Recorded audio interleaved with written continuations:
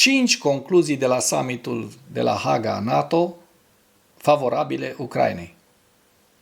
În materialul de astăzi vă prezint 5 concluzii de la summitul NATO, mai mulți bani pentru Ucraina, noi acorduri în domeniul apărării și, bineînțeles, faptul că Donald Trump este pregătit pentru dialog.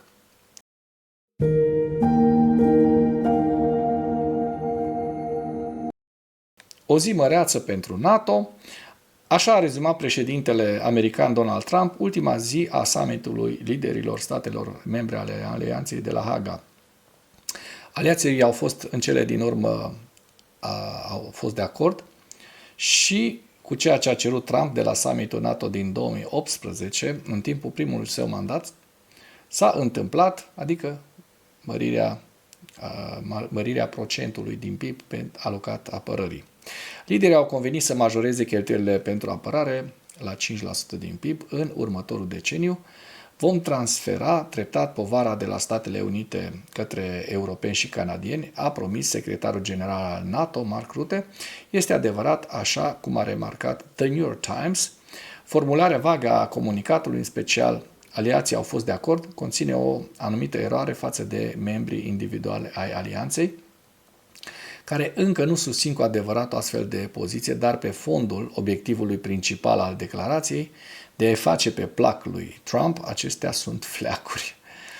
În comunicatul de la Washington de anul trecut, documentul final al summitului care a consemnat poziția comună a liderilor, Ucraina a fost menționată de numai puțin de 63 de ori. De data aceasta, documentul s-a dovedit a fi surprinzător de concis. Doar 5 paragrafe cu principalele prevederi, dar Ucraina apare și acolo. Liderii NATO au înregistrat angajamente ferme de a-i oferi sprijin în conformitate cu agresiunea rusă, dar acesta nu este singurul rezumat al principalului eveniment de apărare al anului pentru Ucraina. Mult așteptată întâlnirea a președintelui SUA, a președinților SUA și Ucrainei, noi pachete de sprijin și avertizmente împotriva extinderii geografică a războiului purtat de Rusia. În 5 puncte, cei de la sus pâlne ne spun ce a câștigat Ucraina de la summitul NATO din Olanda.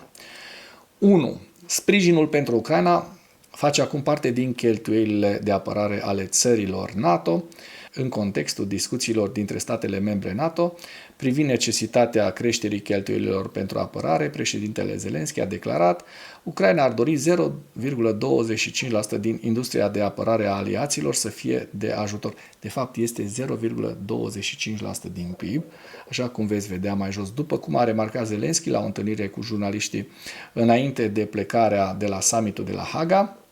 O astfel de abordare nu numai că ar demonstra un sprijin sistemic pentru Ucraina, ci ar fi și o investiție în securitatea întregii Europe. Președintele și-a reiterat propunerea în marja summitului NATO, vorbind la Forumul Industriei de Apărare. Și aici vedeți că ceea ce v-am spus este adevărat. Europa poate crea un potențial de apărare care va distruge iluzia Rusiei că un război cu Europa îi poate aduce ceva. Pentru a distruge mai rapid această iluzie, trebuie să privăm Rusia de oportunitatea de a continua acest război împotriva Ucrainei cu impunitate, dacă fiecare țară europeană alocă cel puțin 0,25%,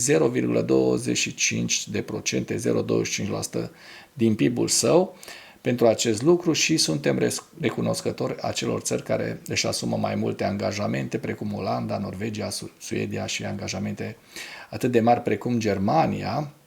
Atunci șansele de pace în Europa vor crește, a subliniat Zelenski. 2.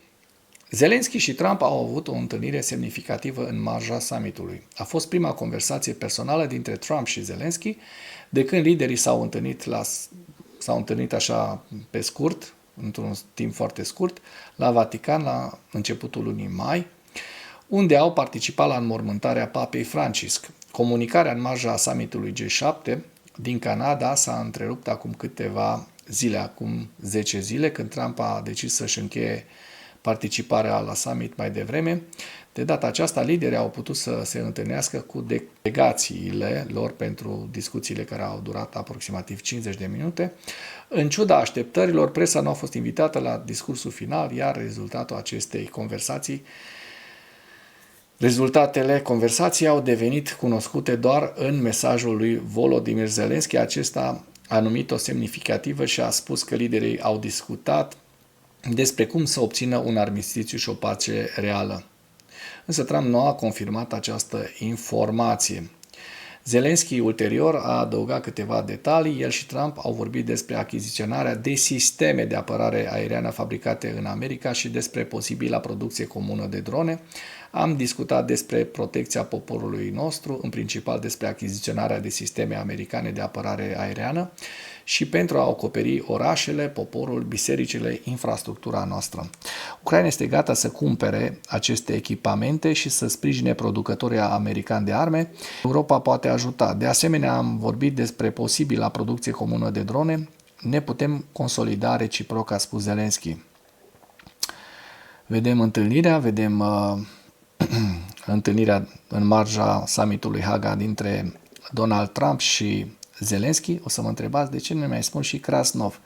Ei, am zis să fac o mică pauză, să nu-i spun Krasnov, pentru că s-a comportat destul de bine la summitul de la Haga și, bine, aici s-au și ridicat niște mingi la fileu. La un moment dat, Mark Rutte a fost luat la întrebări de o jurnalistă britanică pe bună dreptate, pentru că s-a lingușit prea mult față de Donald Trump.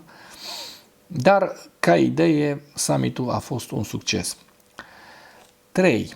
Mobilizarea sprijinului și consolidarea cooperării în domeniul apărării. Ucraina va primi anul viitor 35 de miliarde de euro sub formă de asistență suplimentară pentru securitate, a declarat secretarul general al NATO, Mark Rutte, într-o conferință de presă dinaintea începerii summitului de la Haga.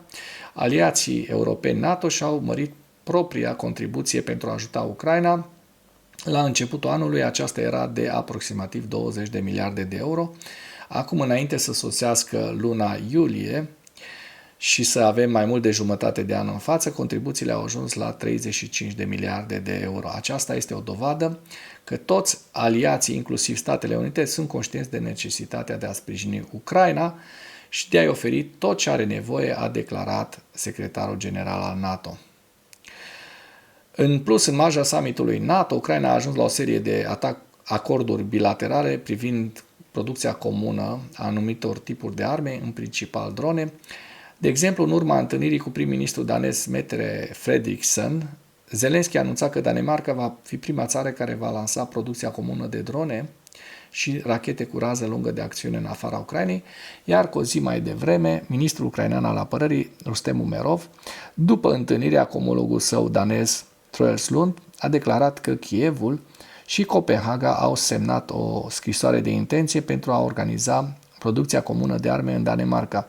Danezii au alocat deja 500 de milioane de coroane pentru lansarea acestei producții pe teritoriul lor.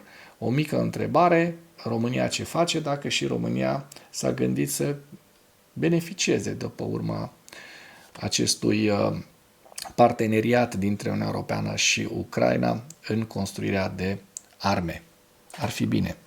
De asemenea, după întâlnirea lui Zelensky cu premierul olandez Dick Schoof, s-a aflat că Kievul și Amsterdamul au semnat un contract cu Ucraina pentru producția peste 600.000 de drone în Olanda. Foarte tare. 4.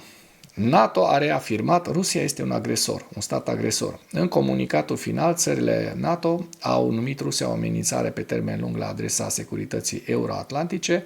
Pentru a confrunta Rusia, țările s-au angajat să o descurajeze, bineînțeles, să se apere și să prevină crizele prin cooperare. Toate acestea se vor întâmpla cu condiția unui acord deplin, deoarece recunoaștem cu toții că situația amenințării s-a schimbat, iar această amenințare este mai presus de toate Rusia. Nu amenință doar Ucraina, Rusia amenință pacea și ordinea mondială, ordinea politică pe întregul nostru continent, a declarat cancelarul german Friedrich Merz. În Trump, în discursul său de la summitul NATO, nu a exclus nici faptul că Rusia ar putea avea revendicări teritoriale în Europa, în afara Ucrainei.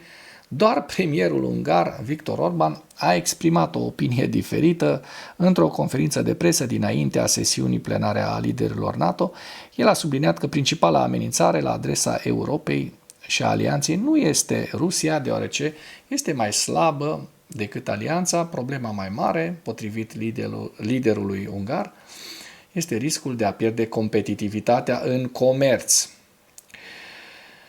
5. Viitoarea apartenență a Ucrainei la NATO a fost în sfârșit menționată. Ca și la summitele NATO anterioare, Ucraina nu a primit nicio invitație directă de a adera la alianță. În același timp, acest summit a confirmat încă o dată calea ireversibilă către NATO, o formulare consemnată pentru prima dată anul trecut în comunicatul de la Washington. În ultima zi a summitului de la Haga, secretarul general al NATO a reamintit relevanța acestei teze.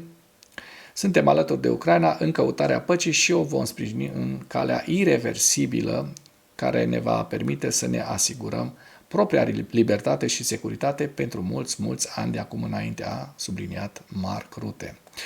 Ca o concluzie personală, eu cred că și România ar trebui să se gândească foarte serios să participe la acest ajutor prin producerea de arme și să beneficiem de pe urma acestei relații a Uniunii Europene cu Ucraina, relații economice și comerciale.